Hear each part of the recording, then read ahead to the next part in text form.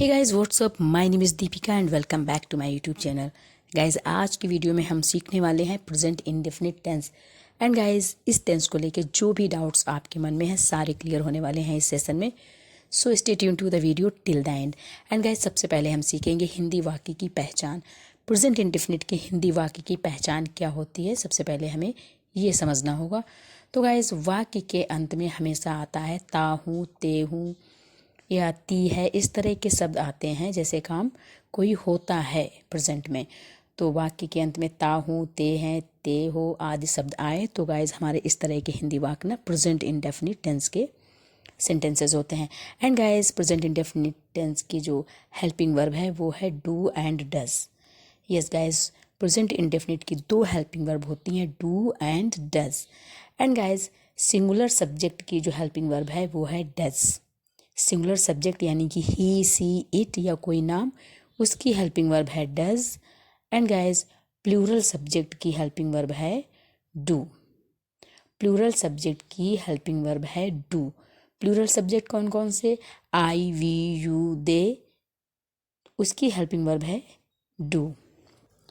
And guys helping verb do and does का कहाँ use होगा, कहाँ नहीं होगा, आगे वीडियो में क्लियर होगा। तो हमें डू और डज की ज़रूरत कब पड़ेगी?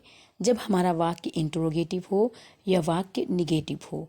तो जब हमारा वाक्य इंट्रोगेटिव होगा, चाहे वो फर्स्ट टाइप हो या सेकंड टाइप हो, तब हमें हेल्पिंग वर्ब की नीड होगी। एंड वाक्य हमारा निगेटिव होगा तब हमें हेल्पिंग वर्ब की ज़रूरत पड़ेगी। एंड गाइज हमने इतना तो सीख लिया कि प्रेजेंट इंडेफिनिट की हेल्पिंग वर्ब डू डज होती है और हिंदी वाक्य को भी पहचान लिया और डू डज कब यूज होगा ये भी पहचान लिया, इंट्रोगेटिव या निगेटिव में। नॉर्मल सेंटेंस हमारा जो होगा उसका स्ट्रक्चर ये होगा, सबसे पहले सब्जेक्ट आएगा, फिर मेन वर्ब का फर्स्ट फॉर्म आएगा, फिर ऑब्जेक्ट आएगा, देन अदर वर्ड अगर सेंटेंस बड़ा है। तो गाइज हमारा अगर सब्जेक्ट सिंगुलर है तो मेन वर्ब का जो फर्स्ट फॉर्म है उसमें यस या यस लगाएंगे यदि काम करने वाला सब्जेक्ट जो है हमारा सिंगुलर है। एंड गाइज कौन कौन से सिंगुलर सब्जेक्ट हैं? हमारा ही, सी, इट, ये हमारे सिंगुलर सब्जेक्ट हैं। तो अगर हमारा वाक्य सिंगुलर सब्जेक्ट से शुरू हो रहा है तो मेन वर्ब के फर्स्ट फॉर्म में यस या यस लगा देंगे। अगर हमारा सब्जेक्ट प्लूरल है, बहुवचन है, तो मेन वर्ब का फॉर्म अपने मेन फॉर्म में ही रहेगा। इतनी बात तो क्लियर हो गई होगी गाइज। आई होप कि आपको इतना अच्छे से समझ में आ गया होगा। तो चलिए सीखते हैं एक एक सेंटेंस एंड क्लियर करते हैं प्रेजेंट इंडेफिनिट को। तो सबसे पहले एक नॉर्मल सेंटेंस ले लेते हैं, मैं किताब पढ़ता हूँ। गाइस मैं प्लूरल सब्जेक्ट है एंड रीड हमारी मेन वर्ब है। तो according to structure I read the book हो गया। रीड अपने बेसिक फॉर्म में आया, क्योंकि आई हमारा प्लूरल सब्जेक्ट है। तो वाक्य के अंत में ताहू भी आ गया, वाक्य भी पहचान लिया और हमने स्ट्रक्चर के हिसाब से सेंटेंस भी बना लिया। एक और सेंटेंस देखते हैं, सोनी किताब पढ़ती है। तो किताब पढ़ने वाला जो हमारा सब्जेक्ट है वो सिंगुलर है, क्योंकि ही, सी, इट या कोई नाम सिंगुलर होता है। सोनी यानी कि सी यानी कि सिंगुलर। तो सोनी रीड्स। अब गाइज हमें रीड में एस लगाना पड़ा क्योंकि सिंगुलर सब्जेक्ट होने की वजह से हमें मेन वर्ब में यस या यस जोड़ना पड़ता है। तो सोनी रीड्स द बुक। तो गाइस बहुत ही नॉर्मल से रूल्स हैं। अगर आप एक एक करके सारे सेंटेंसेस बनाना सीख जाएंगे तो आपकी स्पीकिंग बहुत अच्छी हो जाएगी, क्योंकि टेंसेस ही हम यूज़ करते हैं अपने डेली कन्वर्सेशन में। तो पहले सेंटेंस को निगेटिव बनाते हैं। मैं किताब नहीं पढ़ता हूँ, तो I do not read the book. I के साथ उसकी हेल्पिंग वर्ब जो डू है उसको लाएंगे, तब नॉट लिखेंगे, खाली नॉट नहीं लिखेंगे, हेल्पिंग वर्ब लगा के निगेटिव सेंटेंस बनाएंगे। तो बहुवचन की जो हेल्पिंग वर्ब थी डू, तो डू नॉट कर दिया। अगर सोनी किताब नहीं पढ़ती है तो क्या करेंगे? तो सोनी के साथ हमें डज नॉट का यूज़ करना पड़ेगा, क्योंकि सिंगुलर सब्जेक्ट की हेल्पिंग वर्ब डज है तो निगेटिव बनाने में यूज होगा, क्योंकि हेल्पिंग वर्ब का यूज़ इंट्रोगेटिव एंड निगेटिव में करना होता है। तो Soni does not read the book. And guys जब डज आ गया हमारा सेंटेंस में तो जो मेन वर्ब में यस या यस लगा था वो हट जाएगा। वीडियो को पॉज करके आप सेंटेंसेस नोट कर लीजिए, बड़े नॉर्मल सेंटेंस है। आई होप कि आपको इतना कॉन्सेप्ट क्लियर हो गया होगा। चलिए देखते हैं एक सेंटेंस, क्या मैं किताब पढ़ता हूँ। एंड गाइज ये हमारा इंट्रोगेटिव सेंटेंस है। गाइज जब भी हमारे जो भी इंट्रोगेटिव होते हैं सेंटेंस क्या से शुरू होते हैं तो उनको फर्स्ट टाइप या yes no type interrogative sentence कहते हैं। अभी क्लियर करेंगे। तो इस तरह के सेंटेंसेस को बनाने के लिए जो भी हमारी हेल्पिंग वर्ब है तो अकॉर्डिंग टू सब्जेक्ट हम उसी हेल्पिंग वर्ब को सेंटेंस के स्टार्टिंग में रख देते हैं। तो do I read the book, do लगा दिया क्योंकि डू प्लूरल सब्जेक्ट की हेल्पिंग वर्ब है। क्या से शुरू होने वाले इंट्रोगेटिव सेंटेंसेस को हेल्पिंग वर्ब से बनाते हैं। दूसरा सेंटेंस है क्या सोनी किताब पढ़ती है, चूंकि सोनी की हेल्पिंग वर्ब डज है तो डज आगे ले आएंगे, does Soni read the book, दोनों सेंटेंस नॉर्मली बन गए, does Soni read the book.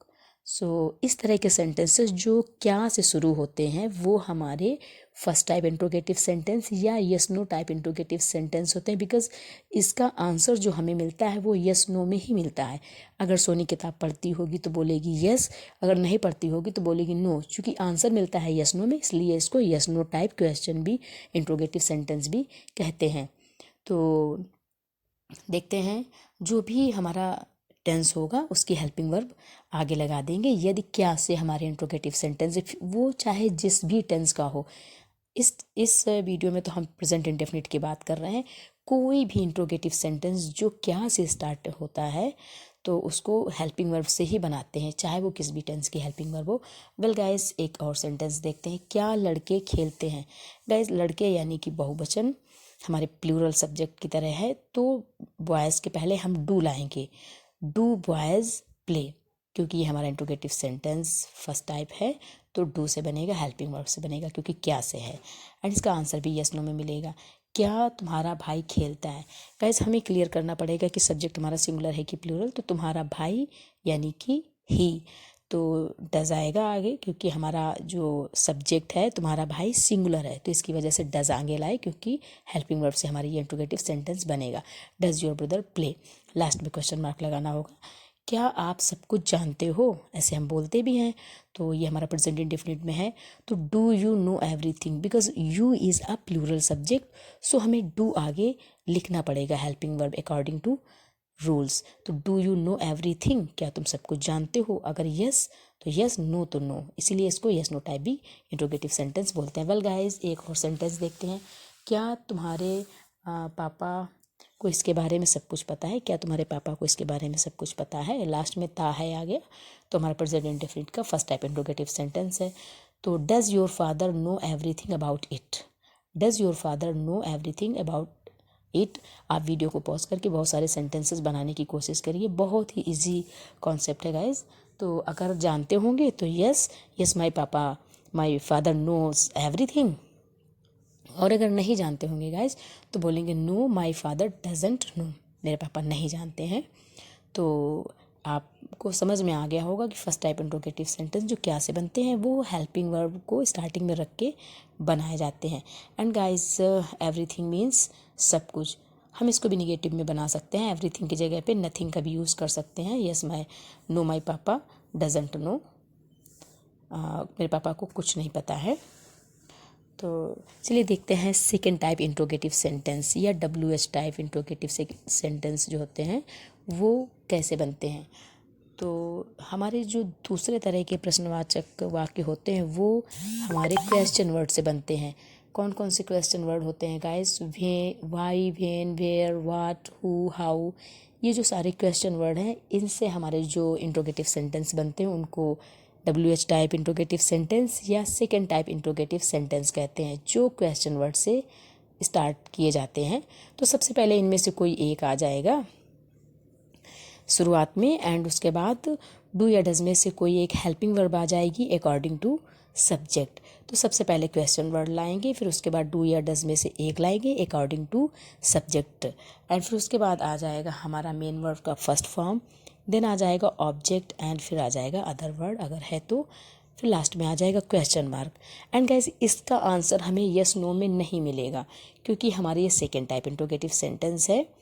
तो एक कोई सेंटेंस लिखेंगे एंड समझेंगे, जैसे एक हमारा सेंटेंस है तुम कहाँ काम करते हो, तो इसका हमें आंसर यस नो में नहीं मिलेगा क्योंकि ये हमारा सेकेंड टाइप इंट्रोगेटिव सेंटेंस है, WH टाइप है, क्योंकि इसमें कहाँ, क्यों, कैसे का यूज होता है। सबसे पहले हमें उसी शब्द को आगे लिखना होता है। तो यहाँ पे WH है कहाँ, तो कहाँ के लिए हमने वेयर सबसे पहले लिख दिया, एंड जो हमारा काम करने वाला सब्जेक्ट है वो यू है, तो वेयर के बाद डू आ जाएगा, वेयर डू यू वर्क, आप कहाँ काम करते हो, तुम कहाँ काम करते हो। तो जैसे तुम्हारे पापा कब आते हैं, किसी ने पूछा तुम्हारे पापा कब आते हैं, तो ये प्रेजेंट इंडेफिनिट का सेंटेंस है। अगर हमें आते होंगे तो नॉर्मली हम ऐसे बोल पाएंगे। तो कहाँ के लिए सबसे पहले व्हेन आ गया, क्वेश्चन वर्ड पहले आना है, उसके बाद आ गया डज। डज आया योर फादर की वजह से, क्योंकि सब्जेक्ट हमारा सिंगुलर है। तो where does your father, when does your father come, तुम्हारे पापा कब आते हैं। When does your father come. तुम्हारी बहन यहाँ कूड़ा क्यों फेंकती है। तो why does your sister throw garbage, तुम्हारी बहन कूड़ा क्यों फेंकती है। तो वाई आया, वाई के बाद डज आ गया, क्योंकि योर सिस्टर हमारा सिंगुलर सब्जेक्ट है। बहुत ही इजी कॉन्सेप्ट है गाइज, एंड आप ऐसे ही अगर सेंटेंसेस बनाते रहेंगे तो बहुत आसानी से आप बोल पाएंगे एंड सेंटेंसेस बना पाएंगे। अब हम सारे सेंटेंसेस देखते हैं, पॉजिटिव, निगेटिव, इंट्रोगेटिव, ऐसे सारे सेंटेंसेस बनाते जाएंगे। बहुत ही इजी सेंटेंस लेते हैं। तुम फूल तोड़ते हो, you plug the flower. You plug the flower, तुम फूल नहीं तोड़ते हो। इसको क्या बनाएंगे, you do not pluck the flower. You do not pluck the flower. फिर लेते हैं, क्या तुम फूल तोड़ते हो। फर्स्ट टाइप इंट्रोगेटिव ले लिया, do you plug the flower. Do you plug the flower, क्योंकि हमारा फर्स्ट टाइप इंट्रोगेटिव सेंटेंस है, डू आया यू की वजह से। Do you plug the flower, क्या तुम फूल तोड़ते हो। अब हम एक और सेंटेंस ले लेते हैं, तुम फूल क्यों तोड़ते हो। तुम फूल क्यों तोड़ते हो, ये हमारा सेकेंड टाइप इंट्रोगेटिव सेंटेंस हो गया। WH टाइप है, इसलिए हम क्यों, कहाँ, कैसे का पहले यूज करेंगे। Why do you plug the flower. Why do you plug the flower. आप वीडियो को पॉज करके सारे सेंटेंसेस बोलिए, आपकी प्रैक्टिस भी होगी एंड आपको सेंटेंस बनाना भी आ जाएगा। तो आप इसी तरीके से सेंटेंसेस सीखते रहिए गाइस। और एक सेंटेंस लेते हैं, एक सिंगुलर सब्जेक्ट लेके सारे सेंटेंस बनाएंगे। सोनी फूल तोड़ती है। गाइस हमारा फूल तोड़ने वाला जो सब्जेक्ट है वो सिंगुलर है, तो इसलिए हमारा जो स्ट्रक्चर होगा, Soni plucks the flower. Pluck में हमें एस लगाना पड़ा, जैसा हमने अभी सीखा। Soni plucks the flower. अगर सोनी फूल नहीं तोड़ती है तो सोनी के साथ डज नॉट का यूज करना पड़ेगा। Soni does not pluck the flower. अब इसी को फर्स्ट टाइप इंट्रोगेटिव बनाएंगे तो कैसे बनाएंगे, क्या सोनी फूल तोड़ती है, अगर ये बनाना होगा तो आप आसानी से बना पाएंगे। वीडियो को पॉज करके आप प्लीज़ बनाने की कोशिश करिए। तो इसमें क्या आ जाएगा, क्या सोनी फूल तोड़ती है, इसके लिए हमें डू आगे लाना है कि डज लाना है। यस गाइस, हमें डू नहीं लाना है, हमें लाना है डज, क्योंकि सोनी सिंगुलर है। Does Soni pluck the flower. Does Soni pluck the flower. अब इसी को सेकेंड टाइप इंट्रोगेटिव बनाएंगे, सोनी फूल क्यों तोड़ती है। अब गैस यहाँ पे क्यों आ गया, तो हमें क्यों, कहाँ, कैसे का क्वेश्चन वर्ड जो है सबसे पहले लिखना होता है। तो वाई के साथ हमें डस का यूज करना पड़ेगा, क्योंकि डस सोनी की हेल्पिंग वर्ब है सिंगुलर सब्जेक्ट की। तो why does Soni pluck the flower. तो आई होप गाइज कि आज आपको प्रेजेंट इंडेफिनिट का कॉन्सेप्ट क्लियर हो गया होगा। एंड गाइज वीडियो को पॉज करके आप बहुत सारे छोटे छोटे सेंटेंसेस एंड फिर उसके बाद बड़े बड़े सेंटेंसेस बनाने की प्रैक्टिस करते रहिए। एंड गाइज आई होप कि आपको आज कुछ ना कुछ तो समझ में आया होगा। एंड गाइज अगर आपको वीडियो अच्छा लगा है तो प्लीज़ चैनल को सब्सक्राइब करिए and thanks for watching. And guys अगले वीडियो में हम प्रेजेंट कॉन्टिन्यूअस के बारे में सीखेंगे।